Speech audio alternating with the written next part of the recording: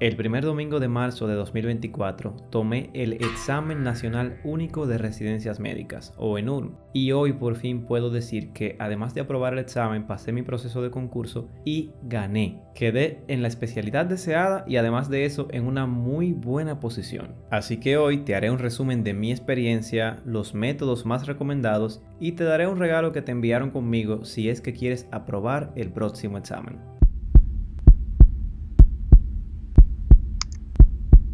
Bienvenidos a Med en un clic. Contenido científico a la vanguardia. ¿Qué es el ENURM? ¿Qué es el ENURM? ¿Qué es el ENURM? Es un requisito indispensable y puntuable para poder pasar a la siguiente fase, que es el Concurso Nacional de Residencias Médicas. Está organizado por la Universidad Autónoma de Santo Domingo, UASD, que es miembro del Consejo Nacional de Residencias Médicas de la República Dominicana. Claro está, en coordinación con el Ministerio de Salud Pública y con el Ministerio de Educación Superior, Ciencia y Tecnología. Requisitos: sencillo, graduarse de medicina en una universidad dominicana, si te graduaste en el extranjero tener tu título convalidado en el país y el pago de la cuota. Este año fueron unos 3,000 pesos dominicanos. Y listo, inmediatamente puedes hacer tu solicitud en línea. ¿Cuándo es el examen? Por lo general se hace en la primera semana de marzo de cada año. Es un solo examen para todo el que quiera ser médico residente en la República Dominicana. Y también aplica para odontólogos, ya que estos pueden optar por una plaza en la residencia de cirugía bucomaxilofacial.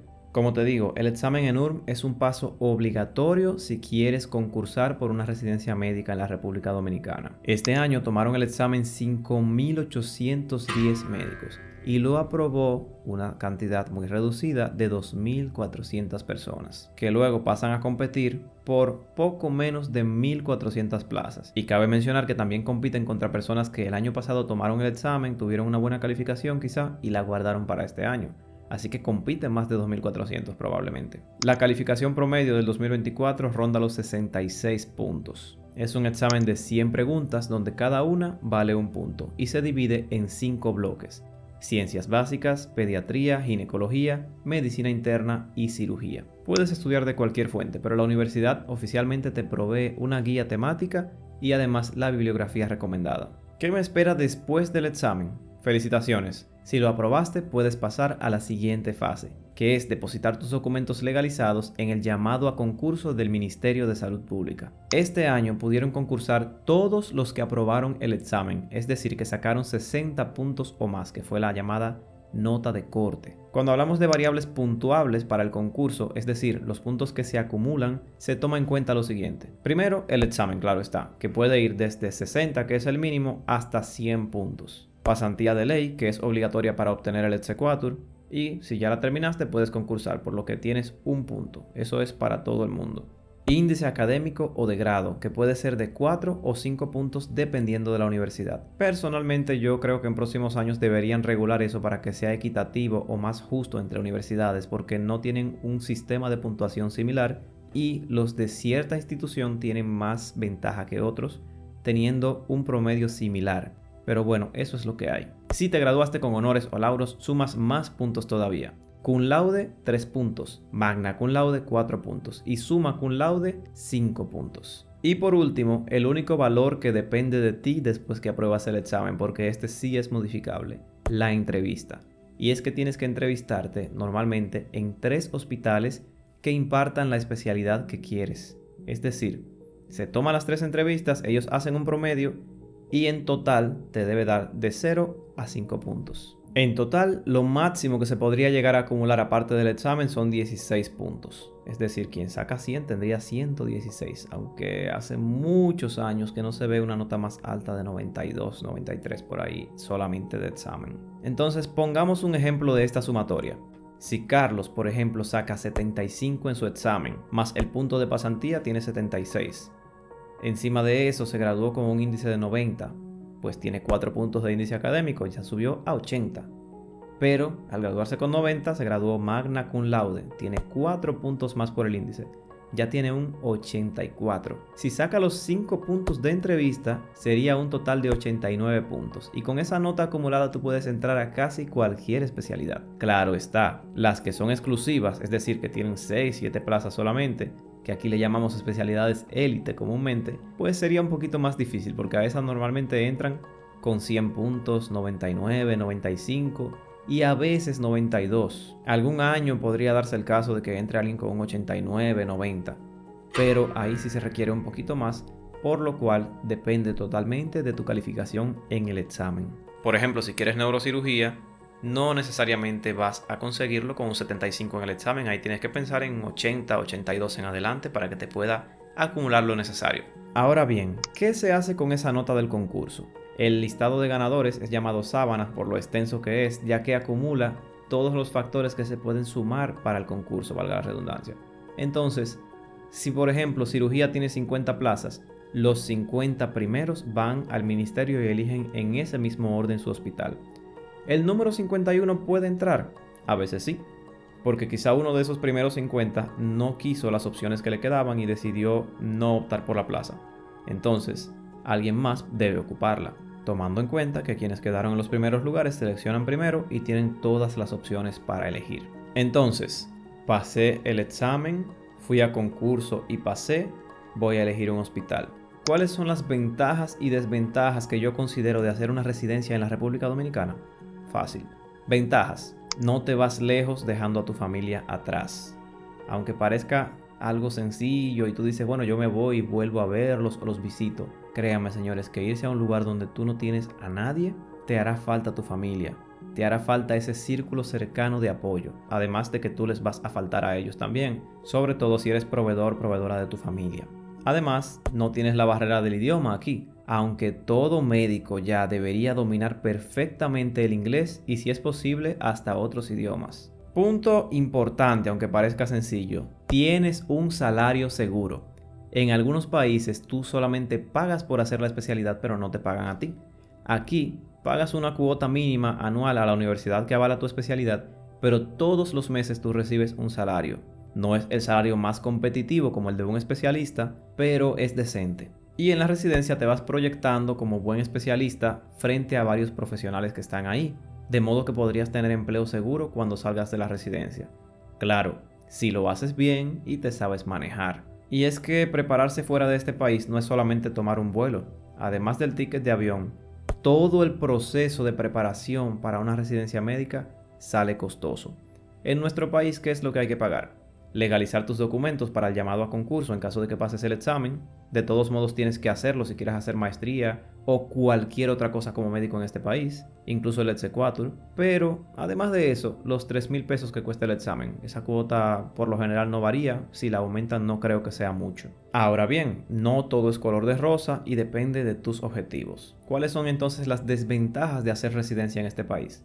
En muchos otros países también cobras y usualmente es un salario mucho más competitivo que te permite llevar una vida estable, donde la gente dice, bueno, yo voy a ser maltratado igual en la residencia, me van a exigir mucho, pero lo hago con gusto porque me están pagando por eso. Realmente es algo que, si a ti te interesa, debes tomarlo en cuenta, eso es muy personal.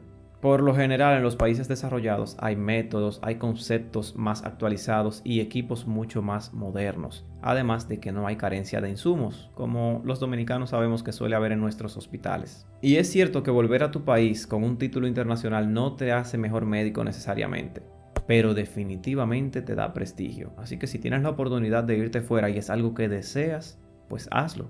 Y una desventaja que debe ponerte a pensar: en algunos países como España, por ejemplo, con el examen MIR, si apruebas pero no consigues una plaza en la especialidad deseada, con esa misma calificación, entonces puedes optar por otra especialidad a la que sí le queden cupos disponibles. Aquí no. Si aquí tú concursaste para medicina interna, cirugía, por ejemplo, y no quedaste, y hay otra especialidad que se entra con una nota más baja, pues tú no vas a entrar a otra especialidad. Tendrías que concursar el próximo año y optar entonces por la que tu nota te permita.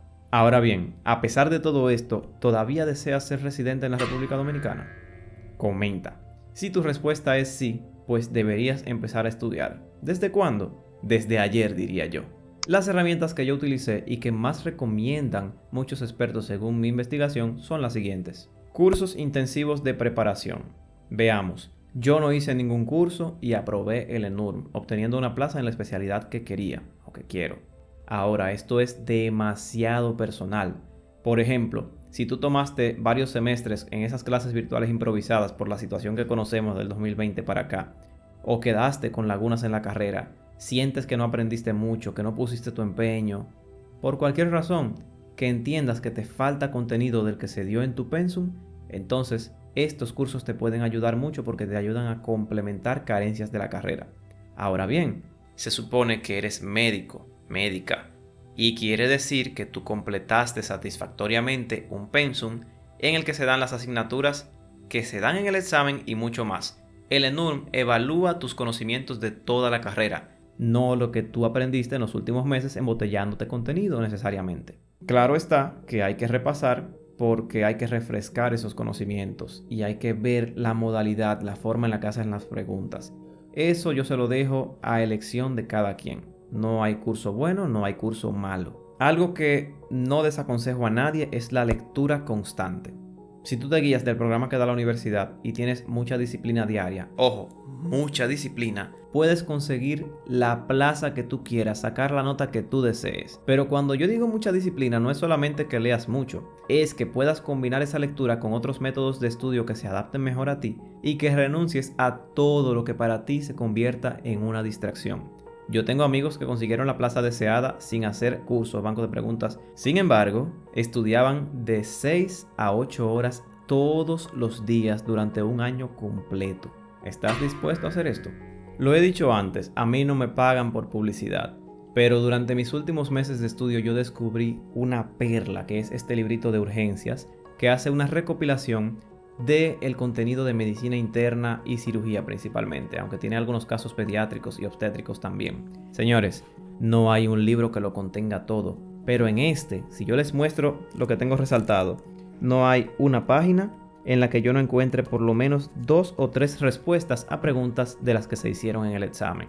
Realmente lo recomiendo mucho porque los autores lo hicieron especialmente para los alumnos o médicos que están preparándose para el examen MIR de España, ya que lo que se ve en urgencias, que es el diario vivir de medicina interna y cirugía, es demasiado extenso y complicado. Y ellos aquí lo ponen de una manera muy digerible y con los casos más frecuentes de la práctica clínica. ¿De qué más te puedes apoyar? Material audiovisual y resúmenes. La lectura, como tal, por sí sola no es para todo el mundo. Yo mismo me siento a leer y me distraigo bastante fácil. Si lo hago de noche me da sueño. Y he observado que retengo muchísimo mejor si escribo, si hago resúmenes por mi cuenta, si dibujo, porque algún gráfico podré asociar luego con eso que leí. Pero ver videos en YouTube, por ejemplo, de creadores que me garantizan que utilizan fuentes confiables, también puede ayudar muchísimo, sobre todo si dispones de poco tiempo para estudiar o no entiendes bien aún leyendo y quieres primero ver a alguien que te explique el contenido un poco más digerible y luego te vas a lo más profundo. Bancos de preguntas y simulacros. Considero que este es el plato fuerte. Yo comencé a hacer bancos de preguntas en una plataforma web desde los 9 meses previos al examen. Así aprendí en qué temas estaba deficiente desde temprano y podía ir al libro a repasarlos. Yo veo muchas personas que dicen, No, deja los bancos para los últimos 2 meses. pero para mí son una herramienta demasiado buena porque yo entiendo que debo ponerme a prueba antes de leer. No es que me va a hacer daño leer de más, pero cuando estamos en una carrera contra el tiempo hay que ser eficiente. Así que mejor empezar por donde tenemos más debilidades y lo que entendemos que ya dominamos, pues repasarlo. Incluso algunas investigaciones muy recientes indican que ese método de repetición espaciada, que es lo que nos ofrecen los bancos de pregunta, es mucho más eficiente que sentarse de manera pasiva a mirar videos o incluso a mirar una clase que nos da un profesor de manera magistral. Es decir, se para frente a mí o en una videoconferencia y me dice esto y aquello. Y yo estoy literalmente de manera pasiva observando. Pues insisten en estos estudios de cohorte que observaron que las personas que involucran su energía, su motivación propia en hacer algo para conseguir ese aprendizaje, pues retienen muchísimo más. Por lo que recomiendan métodos de aprendizaje activo. Y más aún si lo puedes personalizar según tus necesidades. Es decir, adaptarlo a los temas o asignaturas que no comprendes tanto. Como siempre te dejaré el enlace a estas investigaciones aquí en la descripción del video. Recuerda adaptar cada uno de esos métodos a ti, el que más te convenga. En este video estoy utilizando los bancos de preguntas de ESMED Pro Dominicana, que tiene todos los exámenes ENURM desde el año pasado hacia atrás, tiene preguntas originales y lo que más me ha gustado viendo esta plataforma es que tiene la posibilidad de medirte en un percentil. Es decir, que te puedes comparar en un ranking, te pone una gráfica siempre en la pantalla de inicio, donde te compara con los demás estudiantes, con los demás que están preparándose en la plataforma para el ENURM. De modo que tú puedes ver si estás en el top, en el percentil 1 o 0, por ejemplo, que eres de los primeros, el 1% mejor, o estás en la mitad o estás en la cola. ¿Para qué nos sirve esto? Para indicarnos qué tanto debemos esforzarnos para poder competir contra los demás, porque me dice cómo está la población general frente a mí, o más bien, cómo estoy yo frente a ellos. Nuestros amigos de SMED Pro Dominicana nos han dejado de regalo un código de descuento y lo voy a dejar aquí en la descripción por tiempo limitado para todo el que desee tomar el próximo ENURM.